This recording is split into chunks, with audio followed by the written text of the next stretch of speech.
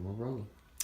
Hello, I am Patty Craze and coming to you with some information on how to make the purple carrot meal boxes, which are very conveniently delivered to our home on Tuesday, and how to take the recipes that are in there that are usually very delicious, but oftentimes a bit too high in fat content and sometimes sodium.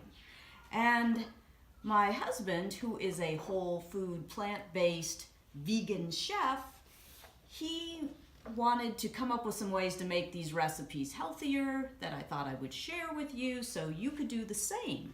Now, the first recipe I'm going to talk about today is the apricot wheat berry bowl. And we did this last night, and he came up with some innovative ways to make it much lower in fat, have a higher vegetable content, and those are the main things. A little bit less sodium. So I'm going to go through the different steps because Purple Carrot has a wonderful color card, recipe card that they provide, and I'll just show you how we modify the steps. And another thing I think I'll point out right now is just what are the extra ingredients and what are some of the cooking tools that we use to make things a little bit healthier. So we start out with some of the things you would just want to keep in your kitchen pantry, and that is vegetable stock. We really like this particular brand, Engine 2. You can get it at Whole Foods. What's great about it is it's low in sodium and very good flavor. Then the next item that we use, tahini. This also you can get at Whole Foods or Trader Joe's, and this adds a lot of flavor. It's tahini is actually just ground up sesame seeds, but we use this a lot. So those two things that we keep in the refrigerator. Then riced cauliflower. I'll show you what that looks like. That comes all pre-riced. You can get this at Costco or Trader Joe's and maybe other grocery stores. So this is a great product to keep in hand. We keep this in the freezer. And then another product, well, this is just something we made up.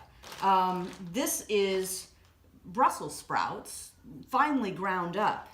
And that's because we're using a Vitamix mixer and using the actual Brussels sprouts and doing all that ahead of time in here, but that's something else. This is just an optional step, not critical, but just wanted to point that out. We'll explain that later. And then dried crushed red pepper flakes. You could get this in your spice aisle, probably any grocery store. That's another thing we use as a spice that doesn't have salt in it, but yet would add a lot of flavor. If you like things spicy, which I really don't, but my husband likes things spicy. Then equipment-wise, just some things that we really enjoy using is the silicone baking mat. This is called half sheet size because this is called a half sheet. And often that's called for. So by using the silicone baking mat, you don't have to spray, you don't have to put oil on the sheet or anything like that, so it keeps it lower in fat. And then the other tool that's unique that we really enjoy using is this latest version of the Scanpan. And this is the version they call CTX Scanpan, and it's 12.75 inches, a really good size. So whenever they call for a large skillet, this is what we're going to use. And I just want to point out that the coating on this is not a traditional non-stick coating. It doesn't have those same chemicals that a lot of people you want to avoid. We do have some other pans, like this has got a traditional non-stick coating on it, but it gets scratched up over time. So definitely we're going to keep going with the Scanpan for things like that. And then, so let's just start in now. I've given you kind of a quick overview of the different things we're using. And then let's just go through the steps of the recipe and I'll just explain where we modified things. So in step one, we pretty much follow this exact way they do it here. They say add wheat berries and your water to a small saucepan. Well, let me just point out something. This is what we would consider a small saucepan. This is what you might consider a medium saucepan. It's on the smaller side. Now, when my husband did the recipe last night, he used this small saucepan and poured the wheat berries in with the water and all that. But I mean, I think it worked, but it was really too small. So that's why the one change I would just say is kind of go towards something that's a little bit more on the medium side of a saucepan size, like this. And that will be a better size for this recipe. Okay, so then let me explain. So then proceed just exactly what they do in step 1. That works perfectly. In step 2, this is where we made a modification. So you drain, here's the chickpeas are garbanzo beans, and it's all the same thing. That'll come right with your recipe. And so you're gonna drain them.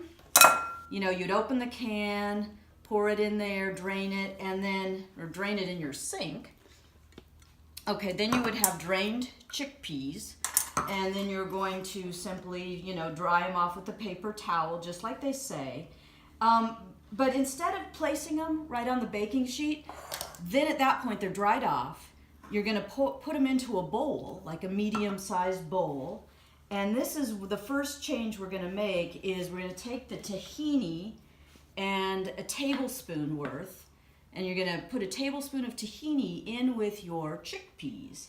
And then they also in this recipe provide barbecue spice. Well, if you taste it, you can tell that it's got salt in it, but you don't really know how much. And cutting down on salt is another general thing that makes things more healthy. So with the barbecue spice, what we did was we used about a half teaspoon. So it had a whole tablespoon, but a half teaspoon, and you would put that in with the tahini and the chickpeas and just a small amount of that sauce, because I don't like things too spicy. Okay, so that's another reason why we cut it down. Then pinch of salt and pepper, just like they say. If you want, you can omit the salt and just do the pepper, kind of up to you. And then from there, you take all the chickpeas and you put them on. Again, this is where we use the silicone baking mat, and it just goes right into your half sheet. So therefore, no spray or oil on this. And spread out the chickpeas and go ahead and put this in the oven. And the oven was preheated just like they said in the first step. So that all continues. Step 3 works just how they say with the carrots and the apricots and almonds, no change there. Then you go to step 4, preparing the vinaigrette. Well, okay, one of the things we want to do is to cut down on the olive oil. They call for 3 tablespoons of olive oil. That just adds a lot more fat and calories to the recipe. It's not very healthy for you. So another option to do is, it says finally chop the parsley leaves. Well, that's fine, do all that, but don't add them at this point. Just, chop them, set them aside. Then mince the garlic into the bowl. Now, just as we use a garlic press, whenever it says mince garlic, we take the clove of garlic, whack it with a knife to get, where the big chef's knife is, there it is.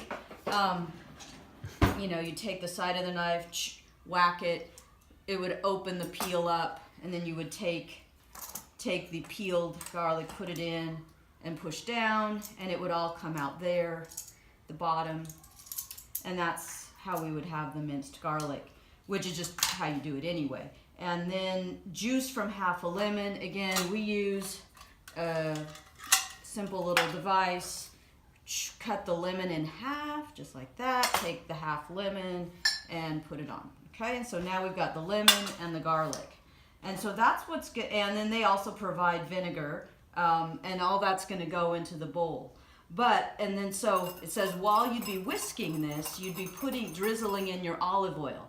Well, instead of doing that, we're going to do 2 tablespoons of the vegetable broth. So we'd be measuring in 2 tablespoons. We'd drizzle that in instead of the olive oil. And then 2 tablespoons tahini. Okay, so that's then that gives a lot, again, a lot of rich flavor from the tahini. So you're gonna do that. Okay, so that's step 4. And you just leave the parsley leaves separate. Don't add them in at this point. Now then in step 5, it says cooking the carrots. This is where we're gonna use this large Scanpan, this size, the 12.5-inch size, or 12.75-inch size Scanpan. This works great in so many recipes. Every time it calls for a large skillet, this size is just perfect. Now, another thing they often say is they say, place it over medium-high heat. Well, we have just found that in most situations, that just makes things too hot and it burns too much. So instead, we're gonna put it on our large size burner and just put it on medium heat. And now because this is a electric cooktop, for us medium heat's the number 5, and that gives us medium heat. So we're gonna put it with medium heat, and it says to add a teaspoon of olive oil. But instead of doing that, again, we're gonna use the vegetable broth, and we're gonna add 2 tablespoons, here's the tablespoons, 2 tablespoons of vegetable broth, and let that get hot, okay? And then it says once hot, we're gonna add the carrots and cook those, and then you can season with salt and pepper too.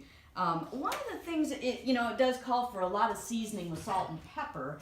I just want to point out that another product we get is Lite salt, and 50% less sodium. So every time it says season with salt and pepper, this is another option for your salt, is the Lite salt. And that's going to help reduce the sodium content, but still be flavorful. So that's the change for number 5, is just the fact that we're using the broth.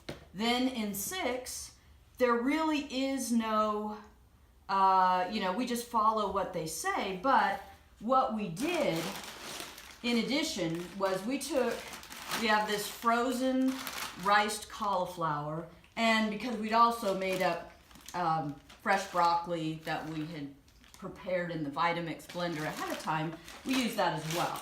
And so that's what went, if you can see what's in the bowl, on the underneath side, there's some of the riced cauliflower and some of the Brussels sprouts is what that is. Okay, the riced Brussels sprouts. And the reason we added that, it just adds more vegetable content. So you're getting, a little bit fuller, and the vegetables taste great mixed in with this. And then you just follow just whatever they say about stirring in everything else and dividing the wheat berries. Now, one thing that they typically say, this is the meal plan where it's supposed to serve 2 people, and they send you 3 different meals each week to serve 2 people. But for us, we're smaller people, I'm particularly small, that we divided this into thirds. So that's cutting the calories down too, because this really made 3 meals. If it were just me eating all the meals, I probably would have divided it into 4 meals, and that would have worked fine for me. So just depending on how much food you typically need, that's another way that's going to cut some of the fat and calories per serving out of this. And this is the finished product, and it was really delicious. The garbanzo beans still are crispy and good, even though they didn't have the oil in them. They still gave that delicious crunch. So I think we still retained the good aspects of this meal, but tremendously cut down on the fat and calories, and upped probably the fiber and vitamin content by adding some more vegetables into the meal. So there you have it. That is your apricot wheatberry bowl made more healthy for purple carrot, and it's now a healthy carrot recipe. So if you like this video, be sure to give it the thumbs up and subscribe. See you next time.